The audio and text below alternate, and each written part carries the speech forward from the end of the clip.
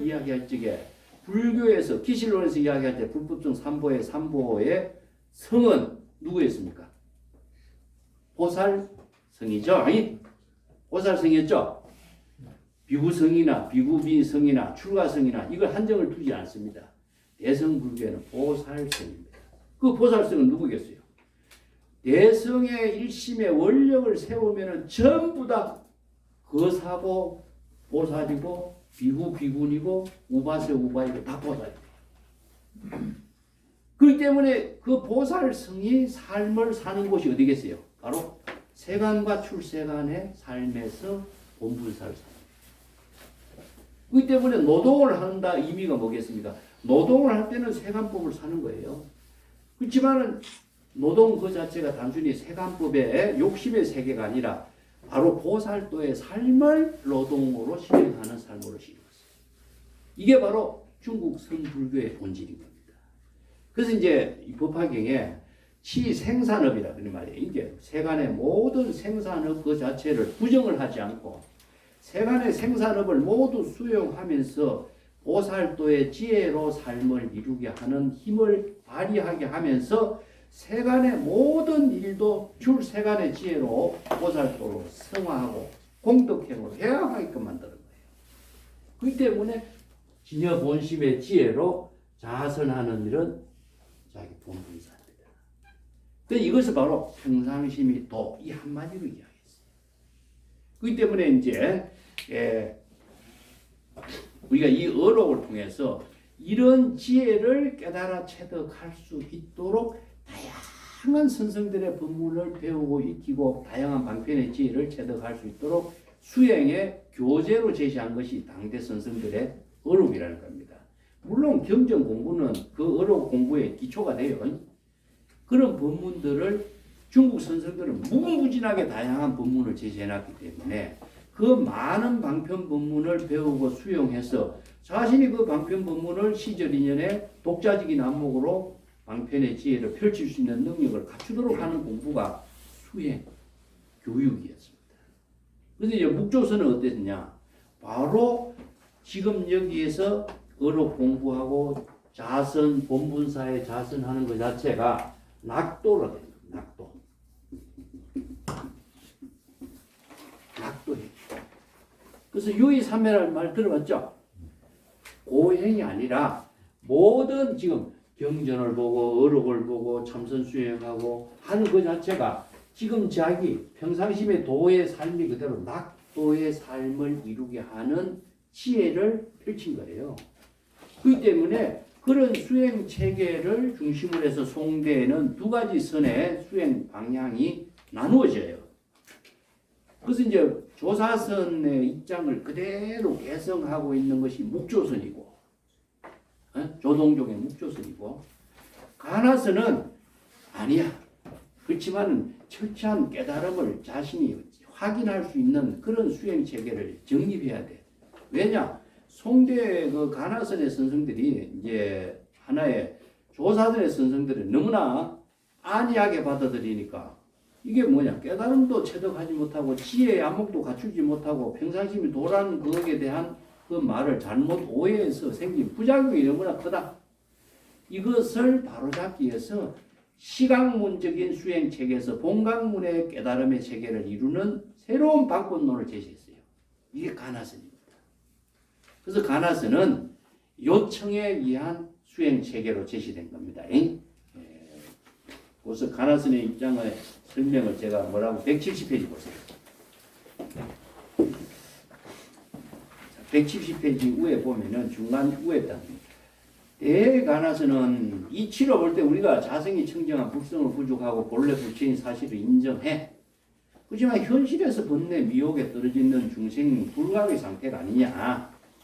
그래서 발심 일으켜서 자선, 참선, 수행, 공안, 창구, 깨달음의 체험을 통해서 자신이 부처인 사실을 다시 한번 재확인해야 된다는 사실.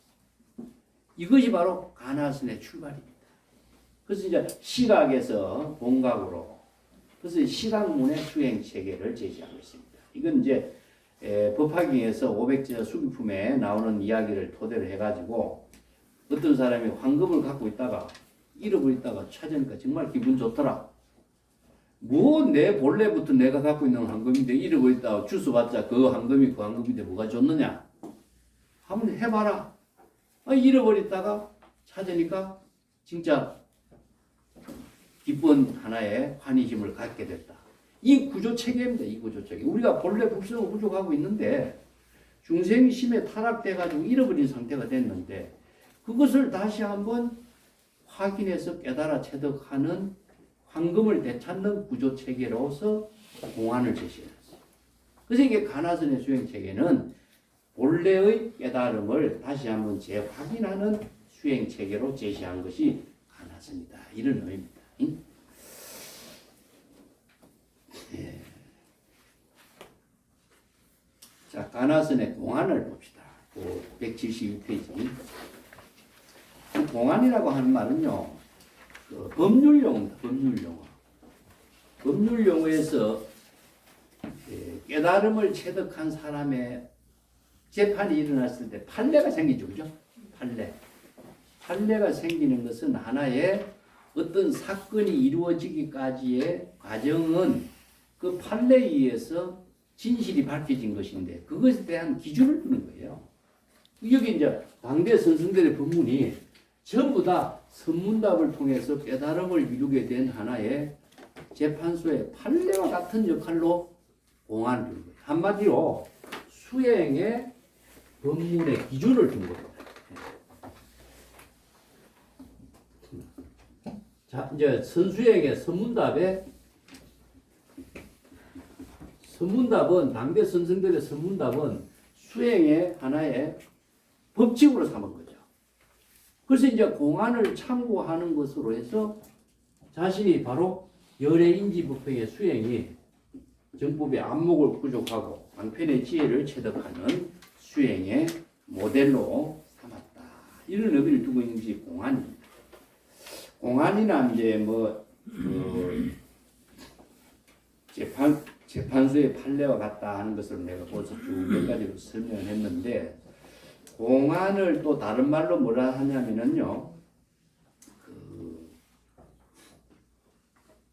여러분들 그 교재에 179페이지 목주선사 의록에서 이런 말이에요. 어떤 수행지 무엇을 부처님이 설한 일대 시교입니까? 일대 시교라고 하는 것은 뭐냐? 부처님이 한 생애에 시절 인연에 설법한 가르침의 그 본분의 내용이 무엇입니까? 이건 뜻이거든요. 그러니까 49년 동안 부처님이 설법한 가르침의 근본 뜻이 무엇이냐 이겁니다. 그게 목주화상은 뭐냐면 상대인 구얼 이 걸기가 아니고 구얼사입니다. 구얼사. 요 말은 무슨 뜻이냐면요. 맨 밑에 그 원문을 써놨는데 공자가 자기 부친에게 글을 올려요. 상은 올린다. 대인에게 자기 부친에게 글을 올리기를 구얼사. 구는 공자 이름이고 얼사는 자기 일신의 몸입니다. 화 3074이요. 내가 3070여 명의 선비를 교육을 시켰는데 그 가운데 8972지요. 8972명의 사람들이 뛰어난 경지에 한 그 덕을 이룬 사람을 덕을 이루고 예법을 잘 알 수 있는 그런 능력을 갖춘 사람이 됐다. 그러니까 3070여 명의 제자를 취해서 72명이라고 하는 예법을 깨달아서 예를 아는 훌륭한 제자를 키웠다. 이런 이야기거든요. 이게 원래 서신의 편지에 통속편에 나오는 편지 글인데 이 글이 중국에서는 이제 뭘로 쓰였냐면요. 글씨본입니다. 글씨본. 여러분들은 서예 해보시죠. 서예를 하거나 어린애들이 우리가 기역, 미연, 뒷글, 이연 이렇게 글씨 배울 적에 글씨를 배우는 글본입니다. 글본. 그러니까 어린아이들이 상대인 구월사 화 3074이 소생 발구자의 가, 작, 인, 가지래야. 이거부터 시작해서 글을 배우는 하나의 모델로 삼은 겁니다. 이건 뭐겠습니까? 바로 일대 시교는 뭐겠어요? 불법을 깨달아 체득하고 배우는 하나의 기본 교재다 이겁니다. 이게 부처님의 방편 법문은 불법을 깨달아 체득하는 교과서다 이겁니다. 아시겠죠? 경전의 모든 법문이나 선생들의 모든 법문들이 불법의 방편의 지혜를 깨달아 체득하는 법문이에요. 법문. 이 법문을 배우고 익히지 않고서는 불법을 깨달아 체득할 수가 없고 불법의 지혜로 본문사의 삶을 살 수 없다. 이런 의미거든요. 그래서 이 공안도 마찬가지입니다.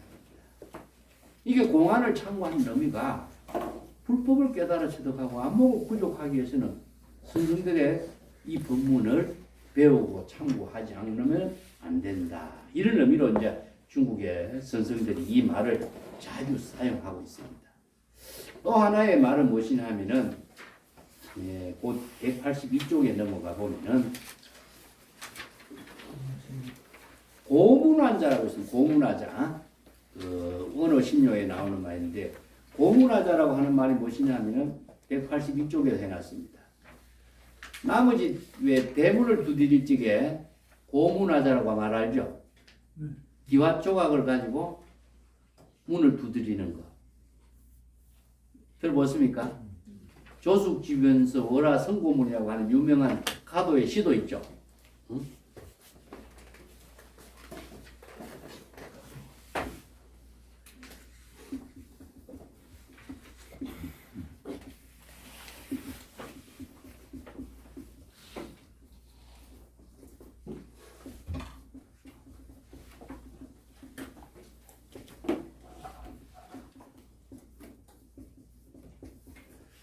문을 두드린다 이 뜻입니다. 새는 저녁 때 되면은 새는 연못가의 나무숲에서 잠을 자는데 가을날에 중은 나무집에 합주력 밤을 합주력 자고 가도록 잠을 청하려면 어떻게 합니까? 기와 조각을 가지고 나머지 대문을 두드리는 겁니다. 이거 고문입니다. 이게 기와 조각으로 문을 두드리면은 이제 저 안에서 문을 열어주죠. 이게 뭐냐? 어떤 문이겠어요? 바로 깨달음의 문, 불의의 문, 대도문 문이죠. 그래서 이 문을 진여일심의 지혜로 이렇게 열애인지 부평의 문으로 됐어요. 여러분 사찰에 들어가면 뭐라고 했습니까? 입차 문내에 막존지하라 그 말 써놨죠. 그죠? 이게 천태 이제 평전선사의 법문인데 예.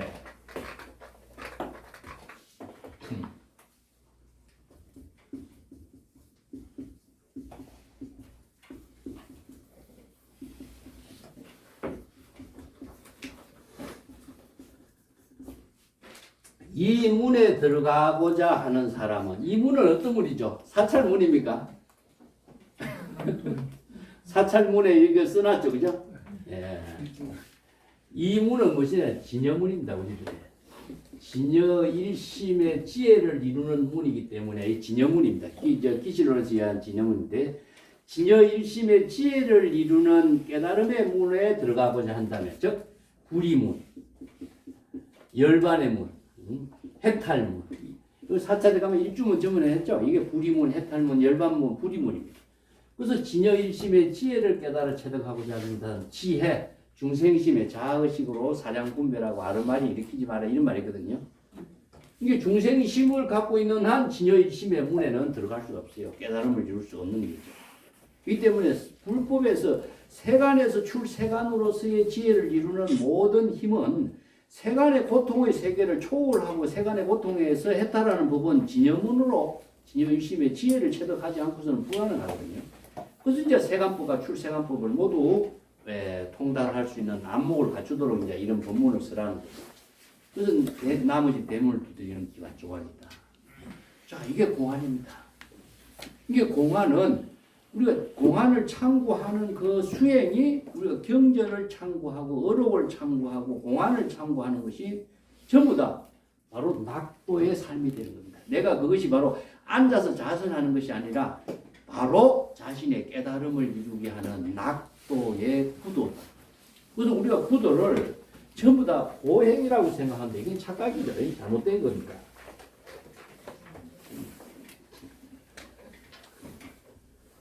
열반의 낙도를 이루는 것이 바로 구도거든요. 구도. 왜냐? 지금 경전을 공부하고 어록을 참고하는 것 자체가 내가 중생심에서 진여 일심의 지혜로 자신의 본분사를 이루기 때문에 이거 자체가 낙도가 돼요. 이걸 유의삼매를 이루게 하는 것이 구도고 낙도인 것이지, 낙도의 세계를 이루는 수행을 우리가 경전 공부하고 어록 공부하고 참선 공부하는 의미지, 이것이 어디 고행이냐 이거죠. 해탈의 경기를 이루고 열반의 경기를 이루는 낙도가 어떻게 고행이냐 이거죠.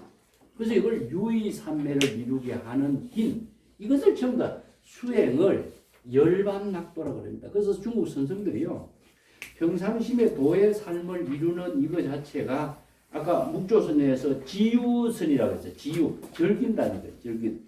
보통 이제 즐긴다는 말이 이제 풍류라고 말 쓰는데, 세간의 풍류가 아니라 출세간의 풍류는 낙도의 풍류라고 합니다. 그래서 세간의 풍류는 모두 다 차별적인 분별의 작용이지만은 출세간의 풍류는 진여일심의 지혜로 공덕을 이루는 새 풍류죠.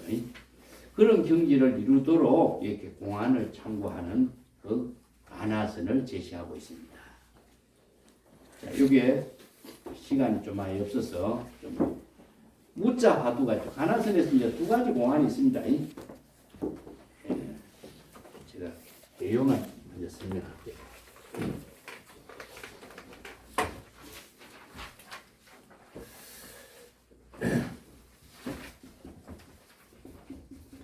진여일심의 지혜를 이루는 수행이, 신심수행이 있습니다. 신심수행, 방편수행. 신심수행은 우리가 여러분들 초발심이 정각이다 해서 제가 이야기했죠. 예? 진여일심과 불의의 경지를 이루는 신심수행. 여기서 중생심의 번뇌 망념에서 진여 본심으로 되도록 하는 수행이죠. 그죠? 그래서 이걸 여기서는 비각, 비명 이렇게 표현했습니다. 자, 요 수행을 전통적인 우리가 수행에서는 초발심으로 정각을 이루는, 또 신이 도운 공덕모 이런 법문을 했죠. 그죠?